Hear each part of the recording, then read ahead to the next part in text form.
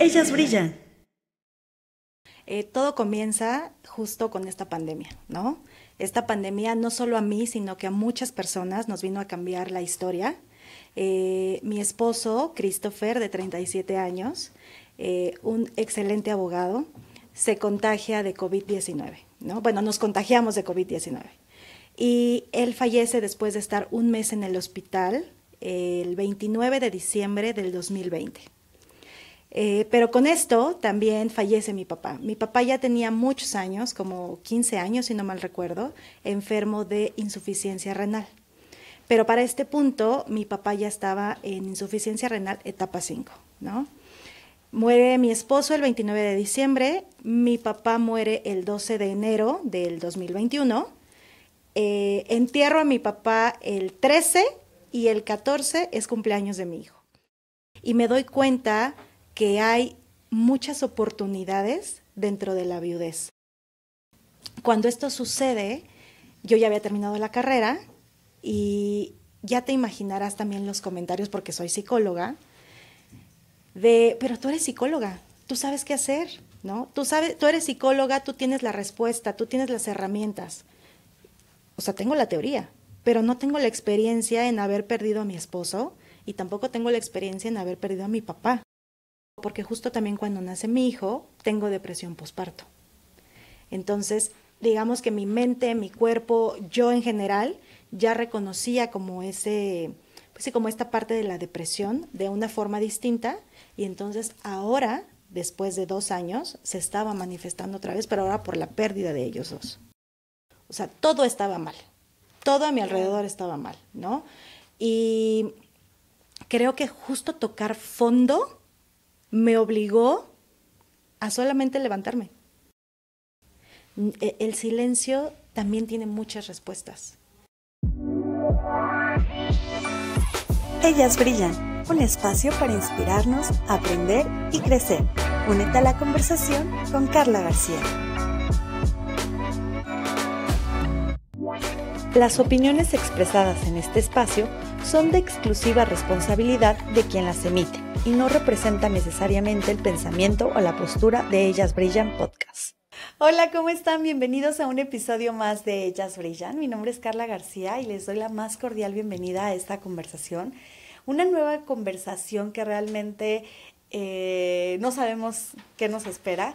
Estoy con mi querida amiga Fernanda Figueroa. Hola. Ella es mamá, una mujer maravillosa, es además psicóloga y tanatóloga. Bienvenida, Fer, ¿cómo estás? Muchas gracias. Yo feliz aquí, amiga, de poder estar en esta nueva temporada contigo en tu podcast y feliz de poder compartir contigo y con tu audiencia. Yo también estoy súper feliz. Hemos tenido la oportunidad de compartir otros momentos, han sido muy agradables y tiene una historia muy bonita de resiliencia, de lucha, de salir adelante, de ser un ejemplo para otras mujeres, y eso es lo que creo que es muy valioso y lo que queremos compartir hoy con ustedes. Ya nos vas a ir contando poco a poco, Fer, Claro pero que sí. creo que lo más importante es, o el tema en el que nos vamos a centrar es cómo reconstruir tu vida después de la viudez. Y platicábamos, Fer, que es un tema tabú. Así o sea, es. se habla muy poco y a veces hasta como el decir viudez es difícil, sobre todo en mujeres jóvenes. Ese es como lo más difícil. No estamos acostumbrados a imaginarnos que quien pierde a su pareja es normalmente alguien ya mayor, ya sea hombre o mujer, pero es alguien mayor. Y mujeres viudas jóvenes hay muchas y no hablamos de eso y nos da como miedo. Entonces, pues realmente queremos platicar contigo de eso, ¿no? De ese transitar, cómo fue, cómo lo viviste y pierdes a tu esposo, pierdes a tu papá. ¿Qué pasa? O sea, ¿cuáles fueron como esas primeras emociones y cómo empieza este camino, Fer? Claro que sí, pues bueno, todo comienza justo con esta pandemia, ¿no? Esta pandemia no solo a mí, sino que a muchas personas nos vino a cambiar la historia. Mi esposo, Christopher, de 37 años, un excelente abogado, se contagia de COVID-19, ¿no? Bueno, nos contagiamos de COVID-19. Y él fallece después de estar un mes en el hospital, el 29 de diciembre del 2020. Pero con esto también fallece mi papá. Mi papá ya tenía muchos años, como 15 años, si no mal recuerdo, enfermo de insuficiencia renal. Pero para este punto, mi papá ya estaba en insuficiencia renal etapa 5, ¿no? Muere mi esposo el 29 de diciembre, mi papá muere el 12 de enero del 2021, entierro a mi papá el 13 y el 14 es cumpleaños de mi hijo. Entonces ya te imaginarás la cantidad de emociones que pude vivir en en estas semanas, ¿no? Y como lo dices, y lo dices muy bien, justo, incluso nos metemos a internet y buscamos viudez y vas a ver imágenes de señoras viejitas, ¿no? O de señores ya de la tercera edad. Y hay muy poca información acerca de la viudez en una edad de los 30, de los 40, incluso de los 50, ¿no?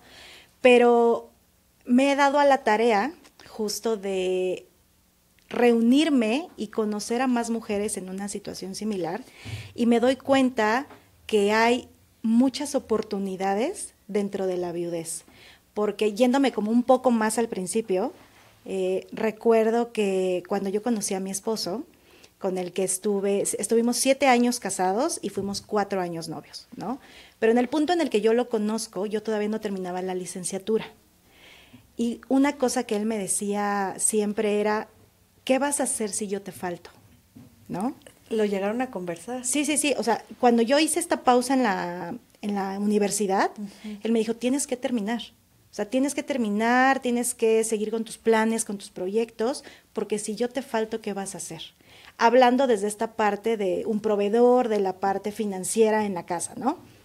Entonces yo decía, pues nada, ¿qué va a pasar, no? O sea, lo que puede pasar es que tú y yo nos divorciemos.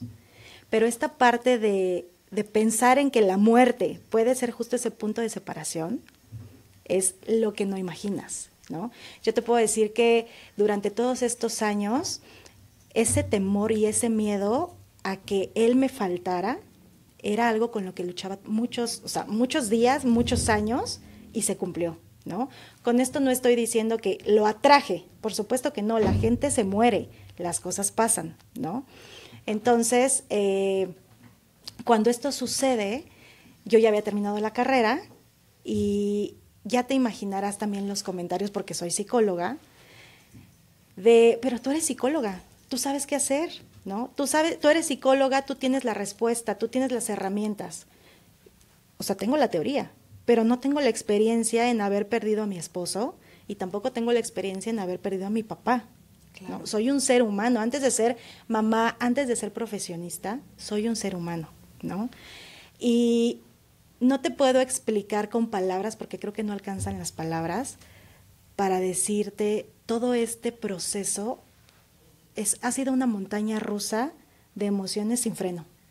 O sea, no encuentro otro ejemplo que pueda alcanzar para expresar y para contarte todo esto que he pasado, porque una vez que fallece mi esposo, el cuerpo, imagínate, después de tantas semanas en estrés, porque él estaba en el hospital, la pandemia, no podías verlos, o sea, era demasiado estrés, ¿no? Entonces, él fallece y estuve a punto de que me diera una parálisis facial por toda la cantidad de estrés que yo tenía.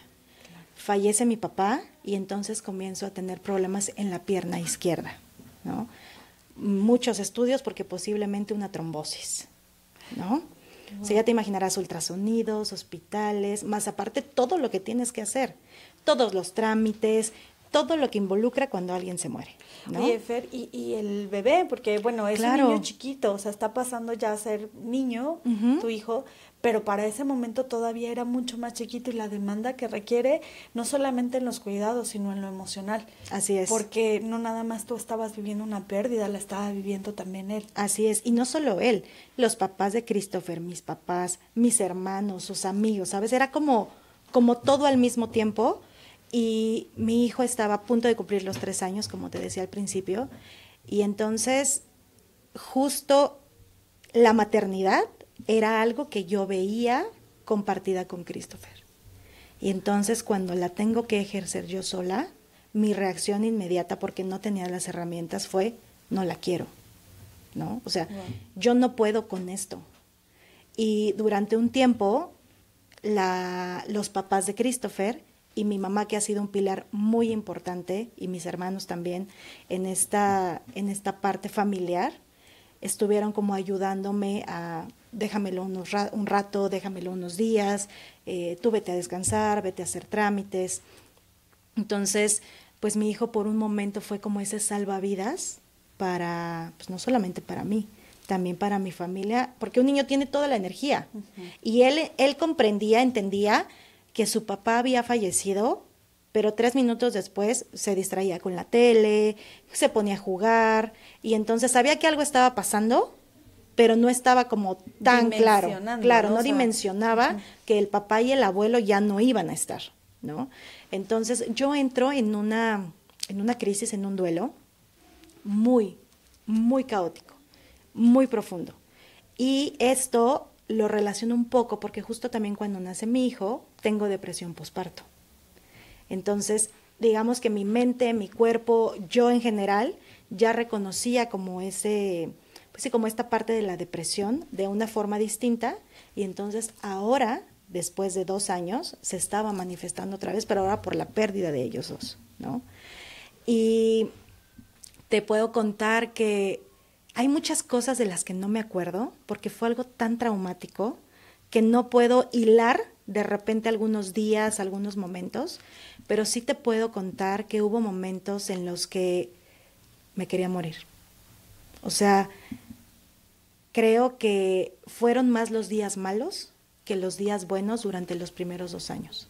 Me recuerdo muy bien hincada en mi casa, suplicando que por favor me quitaran ese dolor, porque no podía con él. O sea, no podía, no sabía en dónde ponerlo. Era algo tan grande que la opción de tirarme por la ventana estaba ahí. O sea, me sentía mal físicamente, me sentía mal emocionalmente. Todo estaba marchando mal, ¿no? Claro. Y entonces esta persona con la que haces planes, con la que te ves hasta la vejez, con la que te ves educando y criando tus hijos, ya no estaba, ¿no? Y yo no estaba lista, y realmente no sé si estamos listos.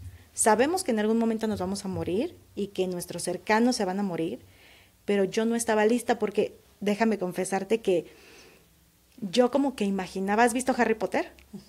Yo como que imaginaba que andaba con mi capa de invisibilidad, cubriéndome yo y mi familia, ¿no? Entonces yo decía, ok, pues que les pase a todos menos a nosotros. Y es un pensamiento muy egoísta que no solamente yo tengo, que muchos, y creo que todos tenemos, el hecho de decir, pues que, o sea, qué mala onda, pero que no me pase a mí. ¿No? Y tal vez justo no lo piensas así de ay, que le pasa a él y no me pasa a mí, pero tú te preocupas por tu círculo cercano, claro. Eso es un hecho, o sea, es lo que tú quieres que esté bien, ¿no? Así y realmente creo que es súper difícil lo que pasa, ¿por qué? Porque al final nunca estamos preparados, no estamos preparados para lo que viene en la vida, y creo que además tuviste un periodo como muy complicado, Fer, y quiero que me digas cómo yo te veo hoy entera, brillando, ayudando, porque la depresión postparto tampoco es fácil. Nada fácil. O sea, platicaba justamente en un episodio de la temporada pasada con una tanatóloga y decíamos, o sea, la maternidad es una pérdida, es un duelo que tienes contigo como mujer, porque una vez que está ese pequeñito contigo, ya no eres tú. Ya es otra cosa, y entonces es un duelo que tienes, y por eso creo que mucho vienen las depresiones, porque estás perdiendo a la mujer que eras para convertirte ahora en una mujer distinta que también es mamá. Y entonces apenas, o sea, yo iba que tengo saliendo. Mi bebé chiquito también, o sea, justo vas terminando, vas como recobrando tu color, tu vida, ya todo empieza en armonía y vas de nuevo hacia abajo. ¿Cómo le haces? O sea, después de tantos episodios tan fuertes, ¿cómo ves esa primer luz? Pues mira, no ha sido nada fácil. Creo que tiene mucho que ver la tribu, las redes de apoyo o la comunidad que vamos formando, porque también a lo largo de estos 3 años y medio he conocido a muchísimas personas maravillosas que han sido parte del sostenerme en este tiempo, ¿no? De alguna forma cada uno me ha sostenido de una forma distinta. Mis amigos, mi familia y la gente que voy conociendo, sí, a lo largo de los cursos, de la maestría, etcétera. Pero también los doctores han sido parte importante al recuperar mi salud, porque justo en este periodo llegué a pesar casi 90 kilos. O sea, todo estaba mal. todo a mi alrededor estaba mal, ¿no? Y creo que justo tocar fondo me obligó a solamente levantarme. O sea, ya no había un más abajo. Ya estaba yo en lo más profundo. Nunca había tocado algo tan profundo como eso. Porque sí, anteriormente había tenido otras pérdidas. Mi abuelito, mi abuelita, mi mejor amigo, la depresión posparto, etcétera. Pero esta pérdida, estas dos pérdidas en particular, me llevaron a lo más profundo. Uno, pues fue el sobrepeso que tuve en este periodo, el tema de mi salud. El estrés y la ansiedad fueron ese gran maestro, pero también algo que me perjudicó muchísimo, porque justo cuando tenemos una pérdida, el estrés y la ansiedad son ese diablito que tenemos aquí todo el tiempo de no vas a poder. Seguro te vas a morir. Mira, no estás durmiendo, ¿no? Entonces es todo el tiempo. ¿Cómo le vas a pagar la escuela al niño? Porque tú no trabajabas. Él hacía todo.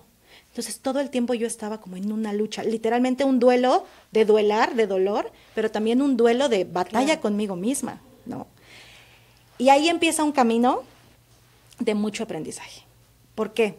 Porque yo quería respuestas, pero tampoco tenía la energía, ¿no? Pero ¿qué fue? O sea, ¿cómo recuerdas ese día, el primer día en que dijiste, de aquí, se acabó? Porque hay quien no logra llegar a ese punto, o sea, sí. De verdad es tan fuerte que no llegas a decir ya. O sea, ¿cómo fue para ti decir hasta aquí? Cuando yo empecé a querer buscar respuestas del por qué estaba pasando o por qué había pasado eso, empecé a ir a consultar. Fui con una numeróloga, fui con una señora que leía Los Ángeles, fui a un retiro de ayahuasca, fui con una medium, fui con la tarotista, fui con la bruja. Me aventé un recorrido como de año y medio para querer buscar respuestas del por qué se había muerto Christopher y mi papá. Y como alguna vez le escuché a Yulene decir, la salida es hacia adentro, esa era la clave, ¿no? Las cosas ya habían pasado. Ya no había forma de yo regresar a estas dos personas tan importantes en mi vida y tenía que comenzar a trabajar conmigo. Porque ellos, desde el lugar en donde se encuentren ahora, ya no iban a poder como literalmente tocar la puerta y decir, ya regresamos, ¿no? Entonces, una amiga me recomienda a una doctora, que es doctora y aparte es nutrióloga. Y me dice, ella me ayudó muchísimo a sacarme de una depresión después de que terminé con mi pareja. Y después de todo este recorrido que yo ya me he aventado, dije, ya no tengo nada que perder. Justo en ese periodo, que fue en febrero del año pasado, y lo recuerdo muy bien, porque fue cuando me tuve que mudar, tuve que dejar mi casa para irme a casa de mi mamá, porque comencé con pensamiento suicida, ¿no? Y entonces, en este pensamiento y en esta ideación suicida, yo comenzaba a imaginarme cómo primero iba a ser mi hijo, después el perro y después yo. Porque, como te decía, era tanto el dolor, y ya habían pasado 2 años, que yo sentía que no veía la luz.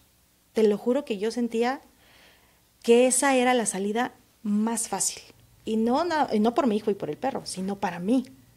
Era la salida en la que yo decía, con esto se va a terminar el sufrimiento. Y en ese momento sí dejaste de pensar en Christopher, tu hijo. O sea, sí, lo único que pensabas era cómo acabar ¿cómo con el acabo dolor, con esto? Pero para ti. Así es. O sea, yo decía, van 2 años y yo me sigo sintiendo, perdón la palabra, de la mierda. O sea, ¿cómo se sale de este hoyo? ¿No? Y entonces llego con esta doctora, y que se llama Nayeli, la doctora Nayeli Celiseo, me manda a hacer muchísimos estudios y me dice, ok, hay un desajuste en tu cerebro químico, orgánico, porque has estado desde hace 3 años expuesta a muchísimo estrés. O sea, el estrés me llevó a que durante un periodo de tiempo en las noches yo parecía que tenía Parkinson. O sea, el movimiento de las manos era algo impresionante. Me despertaba y no me dejaba dormir, porque era una reacción de mi cuerpo ante tanto estrés. Cuando ya estaba yo relajada, pues el estrés hacía su chamba, ¿no? Entonces estaba inundada de cortisol y mi cuerpo no funcionaba bien. No segregaba lo correspondiente a dopamina, serotonina, etcétera. Y entonces con estos estudios ella se da cuenta pues que teníamos que hacer cambios, ¿no? Y literalmente yo le dije, ya contigo no pierdo nada, pero voy a hacer lo que tú me digas, ¿no?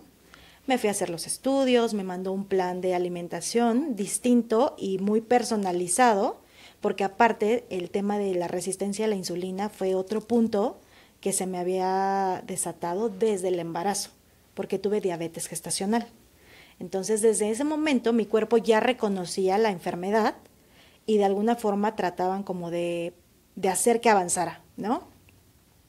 Entonces me dice, de inicio tienes que quitar todos los lácteos, ¿no? Porque eso te está perjudicando a los cambios, a tu estado del ánimo. Empiezo a hacer estos cambios, me empiezo a mover, ya tenía a mi familia más cerca y eso también me ayudó porque ya la responsabilidad de ser mamá sí es mía, pero ya era un poco compartida, ¿sabes? Ya era como, tengo a mi mamá, tengo a mi hermana, tengo a mi hermano, ya estamos más como en familia y eso me ayudó muchísimo. Entonces empiezo a hacer estos cambios. Yo creo que estuve así como 8 meses, me mandaron suplementación y yo sentí un cambio impresionante cuando empecé a cambiar mi alimentación, a moverme, a rodearme de personas distintas. Mi energía cambió, ya me levantaba con más ánimo y tampoco es que fuera como de la noche a la mañana, ¿no? Había un proceso terapéutico, me metí a estudiar la maestría en tanatología. Justo en este buscar respuestas, yo decía, ok, de estar pasándola tan mal en mi casa, pues mejor me voy a llorar a un salón. Yo como que relacionaba, si es tanatología, van a entender que me pase llorando toda la clase, ¿no? No sé cómo por qué yo me hacía ese coco wash. Y la verdad es que conocí a unas mujeres increíbles. Lo que sí te puedo decir es que en estos 2 años y medio de maestría, no hubo un día que al salir yo no me fuera llorando de la escuela a mi casa. Porque todo lo que me decían en la maestría decía es que no estoy de acuerdo. O sea, no estoy de acuerdo y no quiero aceptar que la gente se va a morir, ¿no? Entonces, me ha llevado estos 3 años el desaprender y aprender otras cosas, como el que la gente se muere. Que parece muy lógico, ¿eh? Parece muy lógico decir, nos vamos a morir. Sí, nos vamos a morir, pero ya que te lo cuestiones desde la realidad y no desde la fantasía, es todo un reto. O sea, es todo un reto saber que tu esposo se puede morir, que tus hijos se pueden morir, porque dime quién va a tener hijos pensando que se van a morir. Nunca. Lo decíamos al inicio, no te lo platicaba. O sea, normalmente nuestra idea cuando uno tiene hijos es que uno se va a morir antes que los hijos, ¿no? Uh-huh. Te esperas que tus papás, por ser grandes, van a morir primero, no te esperas que tu pareja va a morir. O sea, son cosas que no planeas y que son súper difíciles y que incluso pensarlas, no quieres pensarlas. O sea, dices, no, o sea, no podrían. Nos saltamos ese pensamiento. Nos saltamos ese pensamiento. Es algo como bien difícil no vivirlo y solo pensarlo. O sea, no puedo imaginarme lo que es vivirlo y realmente la valentía que tuviste para ir saliendo adelante. ¿Qué pasa ya con la maestría? O sea, ¿siempre fue enfocada en querer ayudar a otras mujeres o más bien en un inicio solo fue una ayuda personal? Al principio lo hice por mí. Justo en este buscar respuestas, como que la parte del control, yo decía, si tengo el conocimiento, puedo controlar todo esto que me está pasando, ¿no? Error, porque de alguna forma no puedo controlar todo lo que estaba pasando. Entonces, al principio sí fue como, y aparte porque teníamos Christopher y yo como un acuerdo. Yo terminé la licenciatura y entonces le tocaba a él estudiar la maestría. Él terminaba la maestría y me tocaba a mí hacer la maestría, ¿no? Entonces, como en estos planes que teníamos de pareja, yo dije también, me voy a meter a estudiar la maestría porque ya no le toca a él, me toca a mí, ¿no? Y ese es otro punto importante que he tenido que cuestionarme. Estos planes, y que aparte es una invitación, para todas las personas que tengan cualquier tipo de pérdida, nos tenemos que abrir a tener una perspectiva flexible. ¿Por qué? Porque justo cuando estás en matrimonio, tienes una lista de queremos comprar una casa, queremos hacer estas vacaciones, queremos pagarle esta escuela a los niños, queremos hacer esto tú y yo, ¿no? Y la verdad es que habrá unas cosas que ya no se puedan cumplir. Habrá en esa lista algunas cosas que la hacían especial o todas porque lo ibas a hacer con esa persona. Entonces, cuando me senté y literalmente iba tachando y palomeando esas cosas que ya no íbamos a poder hacer juntos y rescatar lo que yo sí podía construir después de su muerte, fue algo que me invitó a abrirle la puerta a la oportunidad de yo también construir algo después de él, ¿no? Y no fue sencillo, porque yo decía, a ver, si él y yo teníamos este plan, ¿por qué ya no? O sea, ¿por qué y por qué me pasó esto a mí? ¿Por qué le pasó esto a mi hijo? ¿No?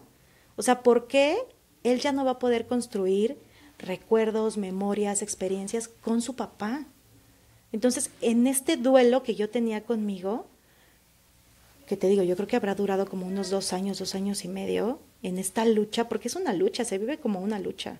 Hay veces que nos gusta romantizar mucho las situaciones de la vida, pero no, el duelo es algo muy doloroso, algo en el que sufres, algo en el que hay un periodo en el que no estás de acuerdo y es normal, en el que sientes odio, vergüenza, culpa, amor, felicidad, todo al mismo tiempo, y por eso se llama duelo, porque todo se manifiesta en una forma en la que no entiendes, ¿no?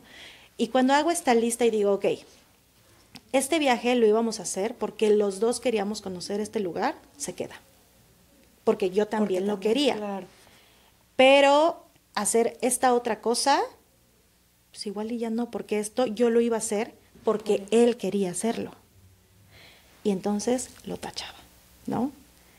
Y con esto me di cuenta que es importante sensibilizar a la sociedad y apoyar a las mujeres a que, aunque se tenga este tipo de pérdidas de la pareja, las mujeres tenemos todo el derecho y toda la libertad de poder seguir construyendo sueños, objetivos, logrando metas, porque lo merecemos, ¿sabes?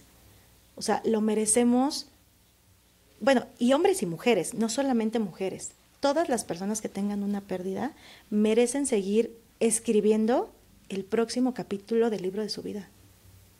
O sea, el hecho de sentarte a cuestionar, ¿quiero la vida? Te abre una puerta con un abanico de oportunidades impresionante, que hoy ya lo veo, antes no. Claro. Y por eso es que decido estudiar la maestría, porque regresando a tu pregunta, yo pensaba, quiero ser esa tanatóloga que al principio yo no tuve, pero que necesité mucho. Porque aunque soy psicóloga, no tenía las herramientas para poder sacarme de ahí. Y hay personas que no salen, hay personas que les toma muchísimo tiempo salir, sí, toda una vida. O sea, yo tengo en el consultorio pacientes que después de 15 años siguen teniendo la ropa en el closet, siguen teniendo su plato favorito. Y no es que esté mal, ni es que esté bien, ¿no? Si eso te funciona, ¿yo quién soy para quitarte eso que te sostiene, ¿no? Pero también ponte a pensar que en el pasado ya no podemos proyectar nada. Todo lo que podemos proyectar está hacia adelante. Y creo, Fer, tú me dirás, porque finalmente tú eres la especialista, quien es psicóloga y además estudiaste tanatología, pero creo que también es bien importante, como dices, no solo mujeres, aquí la mayor parte de quienes nos ven son mujeres, pero también quienes escuchen que sean hombres, construir una vida basada también en lo que tú quieres.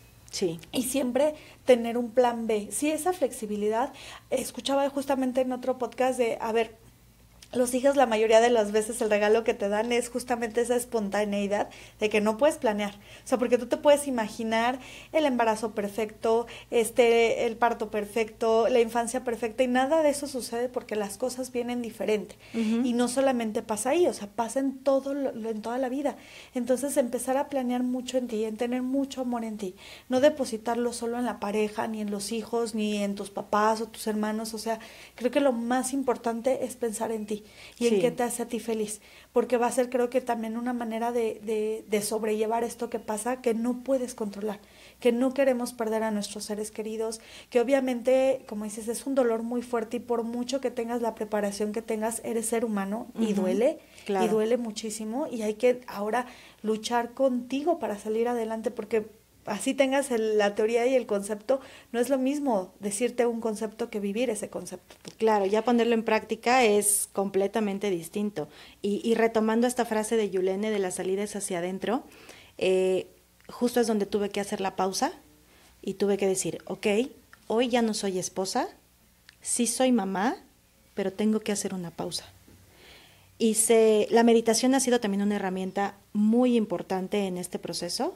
Pero justo cuando hago esta pausa tuve que hacer como un tipo cierre en el que también tuve que hacer un compromiso conmigo, ¿no? Y decir literalmente a mi papá y a Christopher, a partir de hoy, esto ya no es por ustedes. Y de manera simbólica también con mi hijo, esto no es por ti, sino es por mí. Necesito recuperarme yo para poder servirte a ti como mamá. Entonces, cuando hice esa pausa, fue como si me quitara una maleta de la espalda. Fue como, a ver, no tengo que cumplir con nadie, no tengo que, no necesito esos comentarios de, oye, qué fuerte eres, oye, qué valiente has sido. No he sido fuerte, no he sido valiente. Hay momentos en los que no he sido ni fuerte ni valiente y estoy tirada en el piso, nadie lo vio. Y está bien, o sea, ¿no? También decir está bien ser Exacto. así, ¿no? O sea, está bien pasarlo. Exacto. Hay que sacarlo. Hay que sacarlo. Y entonces empecé a, no sé si sea la palabra correcta, reconstruirme. Y entonces empecé a cuestionarme. A ver, Fer, ¿qué color te gusta? Y lo escribía, ¿no? ¿Cuál es tu comida favorita? Porque por momentos, y no es que esté mal, tampoco es como desde la culpa el decir, ay, es que me dediqué a ser esposa y se me olvidó ser yo. No, creo que es parte de la dinámica, o sea, esposa, mamá, profesionista, vamos teniendo diferentes roles. En este momento de mi vida me tocaba cuestionarme desde mi individualidad, ¿no? Sí, en el matrimonio se me olvidó pues, que a lo mejor yo prefería irme al parque y a lo mejor íbamos al cine, ¿no? Pero esta oportunidad no la quise desaprovechar. Entonces todo yo lo escribía, ¿no? ¿Qué color me gusta? No, pues que el verde. ¿Cuál es tu cafetería favorita? La realidad es que no lo sé. Y entonces me iba a recorrer diferentes cafeterías, ¿no? ¿Cuál es qué prefieres? ¿El teatro o los conciertos? Bueno, cuando estaba Christopher, prefería los conciertos, pero creo que a mí me gusta más el teatro. Y entonces me compraba mi boleto y me iba al teatro, ¿no? ¿Qué prefieres? ¿Irte a correr o irte a caminar? No, la verdad es que a mí me gusta más correr. Entonces empecé a tener una conversación conmigo todo el tiempo, todos los días. Me tuve que aprender otra vez a conocer. Me tuve que aprender a ver qué sí estaba dispuesta a hacer, cuáles eran mis negociables y mis no negociables después de la pérdida. Y eso me ha ayudado mucho a partir de este nuevo capítulo, ¿no? El conocerme. Ahorita me llevo a todo dar conmigo. Ahorita yo me puedo ir a tomarme un café, me puedo ir a un concierto, me puedo ir al teatro yo sola y no tengo un tema, ¿eh? Ahorita, si tú me preguntas quién es esa persona que más admiras, orgullosamente te puedo decir que yo.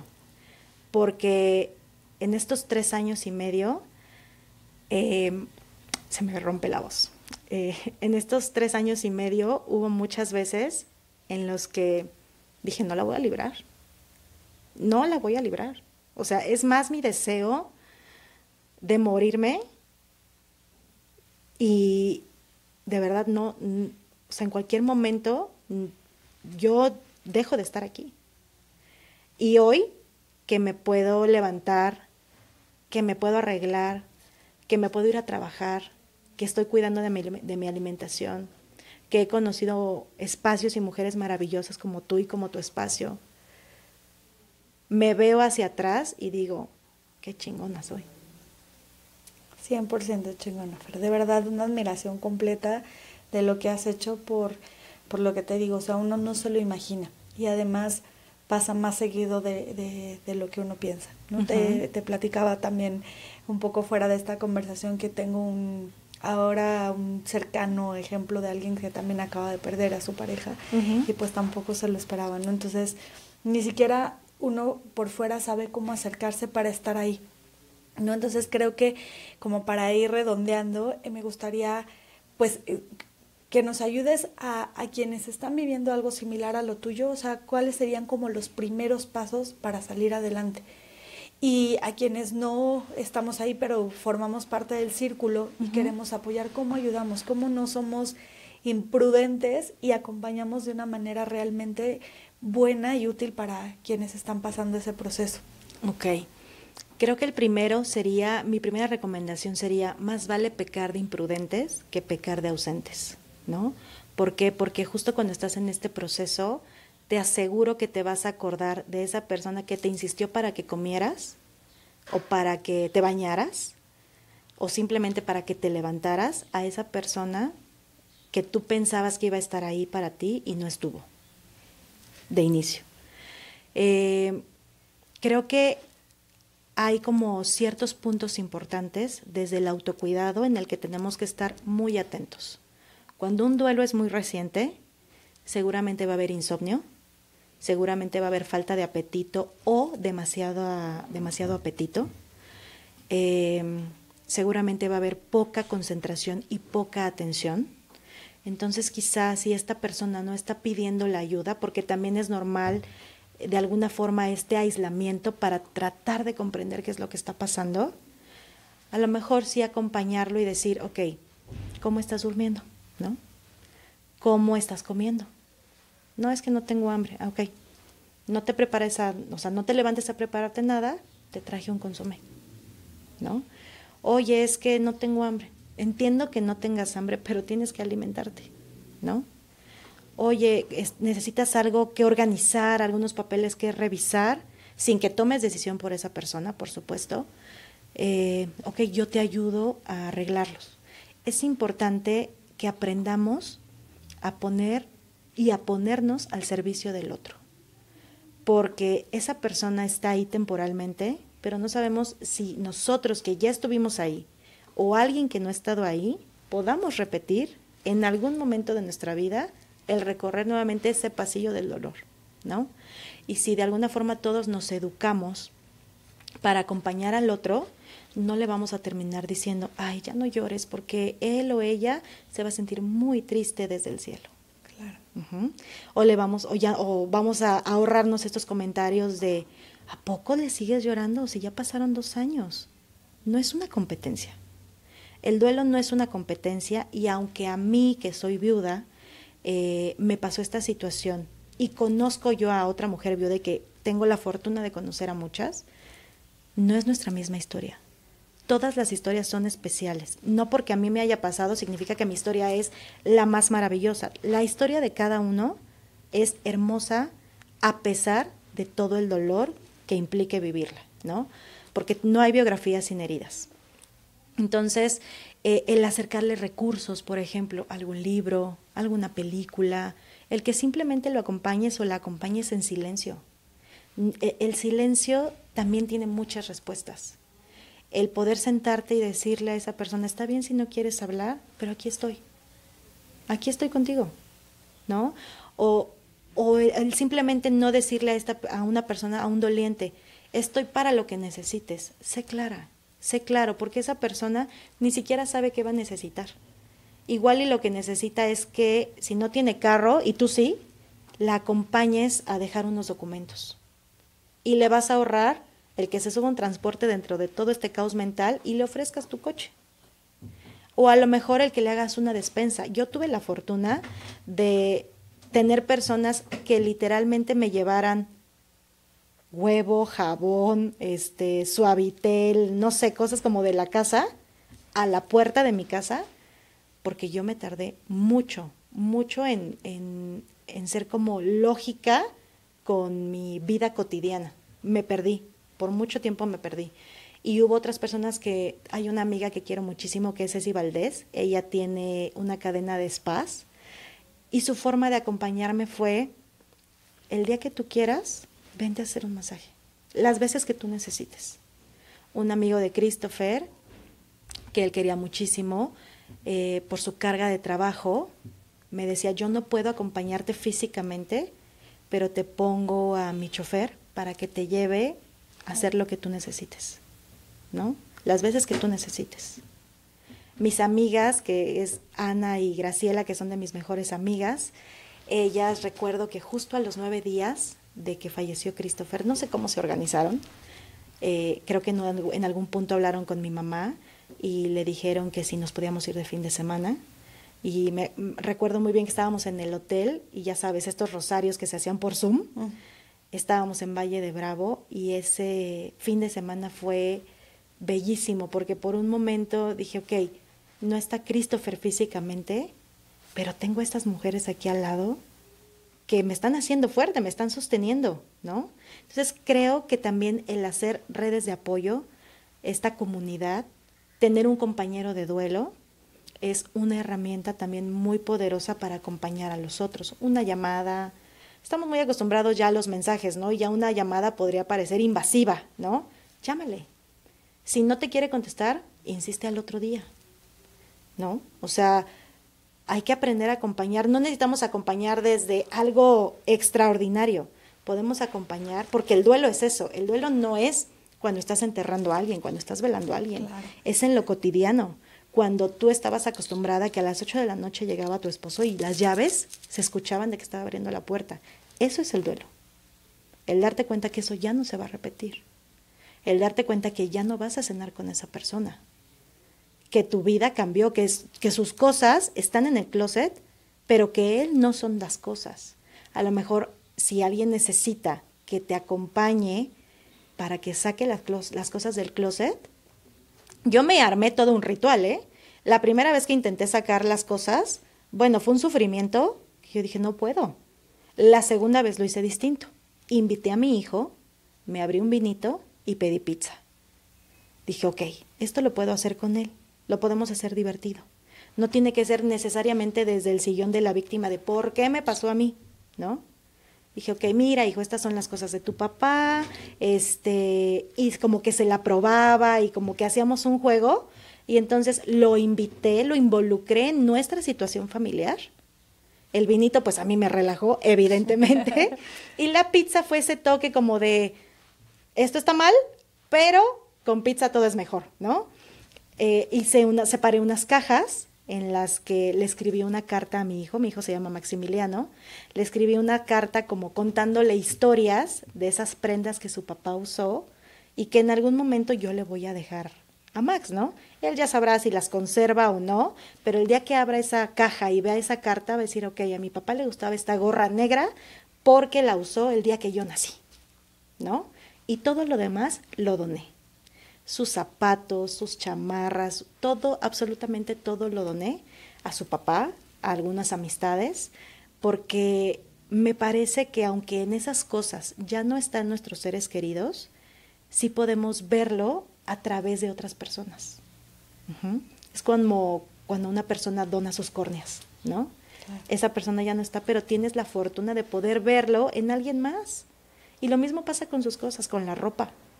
Ya no está esa persona, pero puedes darle un nuevo significado para que alguien más lo goce. De alguna forma son como muy generales estas herramientas para que podamos acompañar a los otros, pero si nos vamos a lo básico, desde una llamada, ver cómo se siente y ya si se puede, y esta persona también lo necesita, acompañamiento tanatológico. Eso sería como el plus para que la persona que está en este proceso de duelo pueda resignificar su pérdida sin prisa, sin culpa y simplemente dejándose atravesar por este pasillo del dolor y del sufrimiento. Feri, como especialista, ya como tanatóloga, pues hay múltiples teóricos que hablan de estas 5 fases del duelo. ¿Se viven así o se viven de manera distinta? Puedes empezar por, no sé, la negación a lo mejor es lo primero, o puede venir la negación como último de las fases. ¿Cómo se vive el duelo generalmente? El duelo, que está Elizabeth Kubler-Ross, que es la pionera en esta estructura de las 5 etapas del duelo, señala que no se viven de forma lineal, y yo te lo puedo confirmar desde mi experiencia. No es que necesariamente vayamos de la negación a la ira, a la negociación, o sea, no va paso por paso. Puedes estar brincando de una etapa a otra. Puedes estacionarte incluso en alguna de las etapas por un periodo de tiempo, pero no se viven de forma lineal, y en el duelo también hay recaídas. Y yo le digo a mis pacientes, cuando llegan al consultorio me dicen, es que siento que estoy retrocediendo en mi proceso. No estás retrocediendo, estás aprendiendo a construirte a partir de esta pérdida. Esas son recaídas. Cuando sientes que todo este trabajo que vienes haciendo no está funcionando porque haces y haces y haces y te sigues sintiendo fatal. No, es parte de este enojo, de estas etapas que se van viviendo, y sobre todo en la depresión, en la etapa de la depresión, que hay que aclarar que no es una depresión clínica, es una depresión del duelo, porque son completamente distintas. Que eso no significa que no necesitemos en su momento o con algunos pacientes ayuda del psiquiatra, porque dependerá mucho del contexto, de la personalidad, de las herramientas que tenga el paciente, porque igual y si ya el paciente tenía un tema depresivo clínico no diagnosticado, en el duelo vamos a necesitar seguramente el apoyo del psiquiatra. Pero la depresión que se vive en el duelo es completamente distinta. Yo, por ejemplo, apoyo a mis pacientes con suplementos. El magnesio es una súper herramienta que a mí me ayuda en el consultorio. ¿Por qué? Porque como no duermen, como tienen este sinsentido de la vida, el magnesio me ayuda a levantarlos un poco. Esto no significa que hay como una píldora que nos ayude te la tomas y ya no vas a sentir nada, claro que no. Simplemente es como el cuerpo de manera natural va a desechar porque estás muy estresado o demasiado triste y ansioso, va a desechar ciertos minerales que tú ya no le estás metiendo al cuerpo. ¿Por qué? Porque no estás comiendo bien, no estás durmiendo bien. Para eso yo te voy a suplementar con magnesio, para que todo eso que estás perdiendo se vuelva a equilibrar con este mineral, ¿no?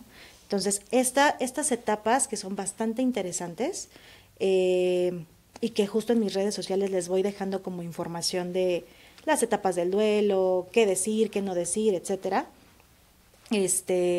Son como, sí es importante que las identifiquemos, porque a lo mejor el doliente no las identifica, incluso ni siquiera las conoce. Y si nos informamos y nos educamos, a lo mejor alguien más puede identificar, ¿sabes qué? Mi familiar está pasando por esto, creo que es necesario tomar otro tipo de acciones, ¿no? Que muchas veces pasa así. Muchos de mis pacientes llegan no porque ellos pidan ayuda, es como, es que mi suegra, es que mi mamá, es que mi hermana necesita ayuda porque han pasado 6 meses, 1 año, y de verdad vemos que no la va a librar. Entonces, otra invitación que yo podría dejarle a los dolientes es, aprende a pedir ayuda. El duelo te da esa oportunidad. El hecho de decir, no puedo, no quiero, simplemente me da igual, pero voy a intentarlo, ya es abrirle la puerta a necesito ayuda. Creo que es importante. Fer, y cierre, tú nos platicas un poco del cierre que hiciste tú para poder sacar las cosas, y hay pacientes que has trabajado con ellos y que pasan años y no las han sacado. creo que vale la pena hacer un cierre. ¿Cómo lo, además de esto de sacar las cosas, hay alguna otra técnica? A lo mejor si todavía no estás preparado para deshacerte las cosas, pero sí empezar a hacer ese cierre para dar el siguiente paso. Sí podemos hacer un cierre, aunque es importante mencionar que el duelo, perdón, no se cierra, sino que se elabora, Okay. porque siempre habrá algo que te lleve a ese recuerdo, una canción, un lugar, un aroma, alguna sensación, vas a volver a conectar con eso. Pero justo eso es resignificar el hecho de que yo te pueda hablar hoy de mi esposo y que no rompa en llanto, o el hecho de que pueda visitar un restaurante que a él le gustaba mucho y que a mí no me implique como romperme en ese momento, ¿no? Entonces va a depender mucho de la historia de la persona, va a depender mucho del contexto de la persona, pero se pueden adaptar ciertas técnicas o ciertas herramientas de forma personalizada para que podamos hacer el cierre que sea pues necesario para cada quien. ¿Por qué? Porque a lo mejor para mí era muy importante hacer el cierre con el tema de la ropa, pero a lo mejor otra persona que este ejemplo que tú pones de la pérdida cercana de tu amiga, a lo mejor ella necesita hacer otro tipo de cierres, ¿no? No necesariamente el de la ropa, y hay otras cosas que puedan urgir más, como a lo mejor un trámite de pensión, a lo mejor algún trámite de algún seguro de vida, recuperar alguna póliza, ¿sabes? Entonces, depende mucho del contexto cómo vamos a ir avanzando en estos cierres. Y los cierres dan paz, ¿no? Porque es como ir tachando, ¿no? Ok, ya tengo lo de la pensión, check. Ya tengo lo de la colegiatura, lo de pagar la renta, lo del trabajo, y entonces literalmente los vamos tachando. Por ejemplo, el tema de las cenizas también podría ser un cierre, ¿no? Claro. Yo tuve las cenizas de Christopher en casa 2 años, casi 2 años, pero yo tengo un tema con los sismos. Entonces, desde el 2017 me afectó muchísimo el tema de los sismos. Y cuando él muere, bueno, yo traía pañalera, perro, niño, llaves, cenizas, todo cargaba. Y entonces mi mamá me decía, te vas a caer en las escaleras. O sea, ¿para qué te cargas las cenizas? ¿No? Llegó un punto en el que las cenizas de Christopher en casa no es que me quitaran la paz, pero me daban preocupación. Claro. Porque yo decía, ¿cómo voy a sacar todo y no voy a sacarlo a él? ¿No? Entonces, justo con este acompañamiento que tuve de mi terapeuta, tomé la decisión y dije, ok, tengo que comprar un nicho, tengo que depositar las cenizas, y entonces llevé las cenizas al panteón, en el panteón que él quería, y hice ese cierre, ¿no? Entonces va a depender mucho de lo que necesite, de las necesidades de cada persona que llegue con el tanatólogo. Muy bien, Fer. Bueno, pues estamos llegando casi al final, y creo que la conversación da para otros temas que también hemos platicado, como mujer, cómo retomas la vida en pareja, sexualidad, muchísimos temas que vienen ya después, ¿no? Y que finalmente sigues siendo mujer. Tal vez como cierre, ¿qué nos dirías como para justo tú como mujer, cómo estás ahora afrontando esta nueva etapa de tu vida? Hoy me siento lista para lo que venga, incluso para las cosas malas y para las cosas buenas, ¿no? Hoy me siento lista para escribir este nuevo capítulo. Me siento muy en paz en esta soltería, en este momento de mi vida. Socialmente estamos muy acostumbrados a ponerle etiquetas, y entonces el tema o la palabra viuda o viudez me queda claro que es parte de mi vida, pero hoy elijo ser Fernanda, una mujer que está soltera y abierta a escribir la historia que tenga que escribir, ¿no? Hoy me siento muy en paz con mi familia, muy tranquila con mi hijo, me siento orgullosa de todo este camino que no ha sido sencillo, pero que he comenzado a escribir ya con un propósito, no porque antes no lo tuviera, sino porque no lo veía, ¿no? Hoy ya creo que en temas de autoestima, de autocuidado, ya voy muy de gane, y es justo la invitación, ¿no? que aunque estés en pareja o no pareja o en la situación en la que estés, nunca te olvides de cuidarte a ti, de no perderte a ti y de que el seguir tomando y adquiriendo herramientas van a seguirnos construyendo, o sea, nos vamos a seguir construyendo aunque tengamos 80 años, ¿no? Entonces creo que esa podría ser la invitación.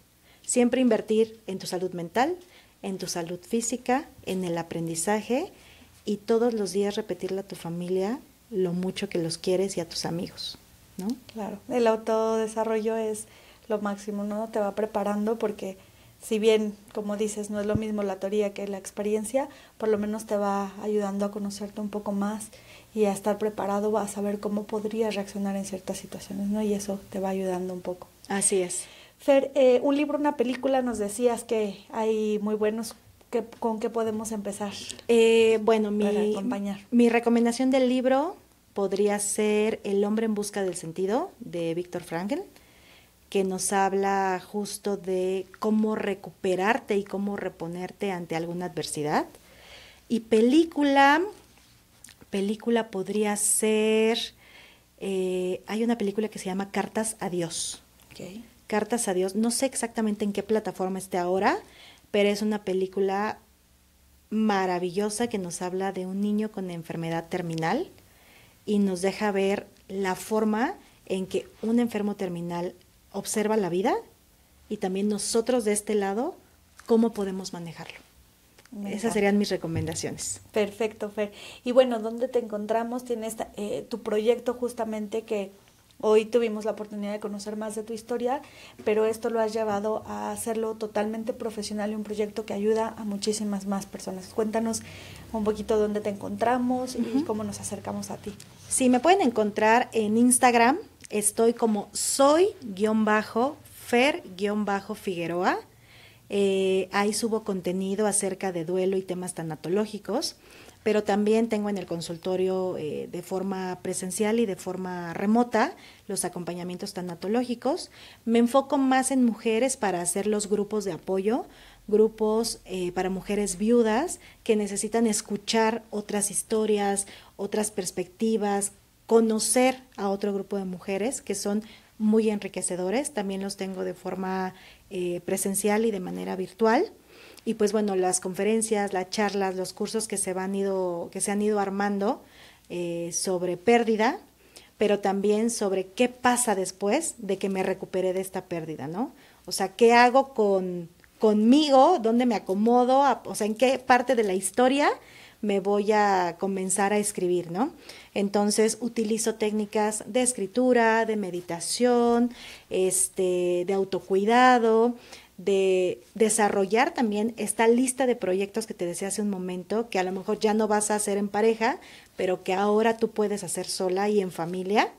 Entonces me dedico también a limpiar, pulir como esta lista de planes que llega por parte de las mujeres. Le ponemos voz, le ponemos objetivo, le ponemos enfoque para comenzar a trabajarlas. Entonces, creo que esta experiencia de vida me ha dejado muchos aprendizajes desde la parte teórica, pero también desde la práctica.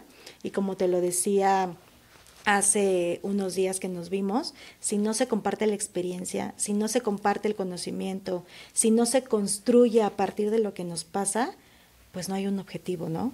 O sea, tenemos que aprender a ser compartidos. Totalmente. Con nuestra experiencia y con nuestro conocimiento. Totalmente, sí. El poder compartir vamos a poder llegar a más personas que tal vez cuando escuchen esto se sientan identificados y sepan que hay más mujeres viviendo lo mismo y que hay muchas mujeres que aunque tenemos ahora la fortuna de no estarlo pasando, también estamos ahí para poder apoyar. Así es. Fer, tienes un curso también, me parece ya muy pronto. Sí. ¿Cómo nos inscribimos? ¿Qué es tu curso? El curso es el 18 de mayo.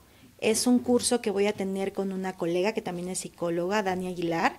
En redes sociales, el curso se llama Transfórmate a partir de la pérdida, ¿no? Este curso dura 4 horas, si no mal recuerdo, todavía hay lugares, tiene un costo de 390 pesos y en redes sociales me escriben por mensaje directo y ahí hacemos su registro, les paso toda la información para el pago y yo feliz de poder verlos en esta sesión. Perfecto, Fer, de verdad muchas gracias por Gracias compartir con nosotros y que no sea el único encuentro. Así es, busquemos que otro sí. espacio porque hay mucho de qué hablar. Así es. Muchísimas gracias por acompañarnos una vez más en un episodio de Ellas Brillan. Mi nombre es Carla García y como siempre les agradezco su compañía. Hasta la próxima. Gracias por formar parte de esta comunidad. Nos vemos y escuchamos la próxima semana. Ellas Brillan.